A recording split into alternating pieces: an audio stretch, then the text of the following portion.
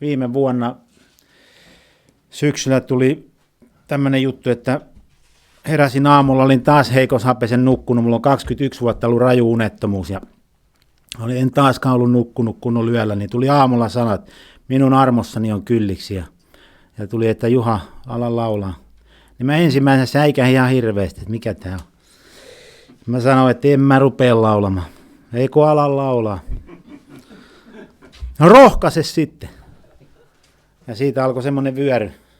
Ihmisiä tuli ja alkoi rohkaise. Se tuntui käsittämättä. Mä tiesin, että nyt on elävä Jumala puhunut. Hän haluaa nostaa tämmöisen miehen, joka ei uskalla tänne mennä, joka pelkää ja on ollut häiriössä lapsesta saakka. Niin se on valtava mulle. Vain sana sinulta, Herra, olet kaikki valtias. Vain sana sinulta, Herra, olet suuri voimassas. Sinun sanasi jääti kestää, vaikka katoaa taivas maa. Sinun sanasi jääti kestää, sinun nimesi kunnia. Jeesus kohtasi ihmisen, niin se ihminen teki parannuksen saman tien. Me ei ole Jeesuksia tietysti, mutta Pyhä Henki on meissä. Eli ihminen ei halunnut jäädä enää siihen tilaan, niin kuin Syykkärinkaivon nainenkin. Niin sehän, Jeesus sanoi sitä totuuden tietysti, mitä sen elämässä oli.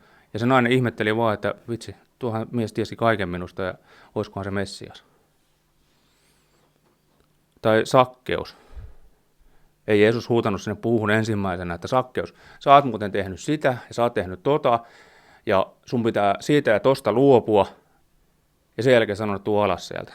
Tai saat tulla alas sieltä sitten, kun oot nää tehnyt, mä tuun sen jälkeen kylään. Ei. Sehän käski Sakkeuksen vaan alas puusta ja sanoi, mä tuun sun luokse syömään. Ja sen jälkeen Sakkeus totesi, että mä oon syntinen ihminen ja mä oon tehnyt näitä ja näitä asioita. Mä teen näissä asioissa parannusta.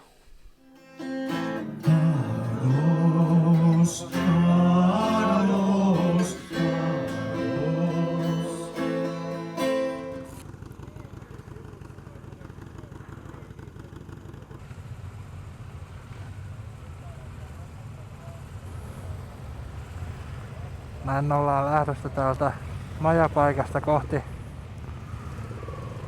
Larsmoa ja muita paikkoja.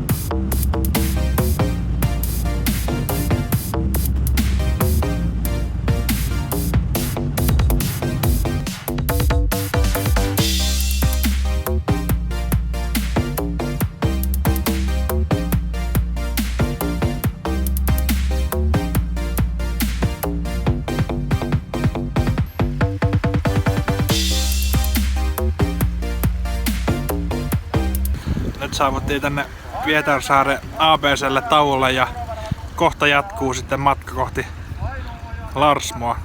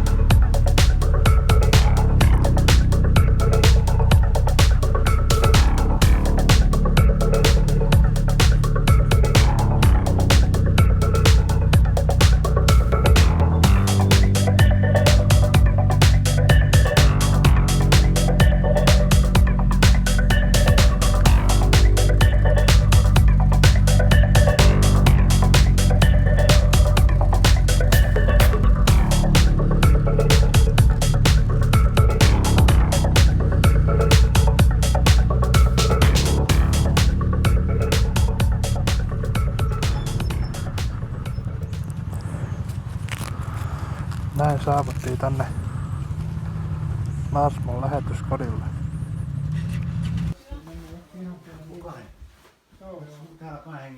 Aurinko paistaa ja täällä on aika kaunis luonto.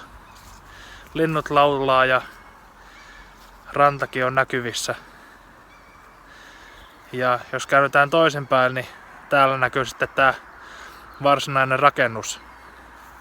Eli tämmönen leirikeskus, jossa on 3 kerrosta ja ihan mukavat majoitusolosuhteet kaikille.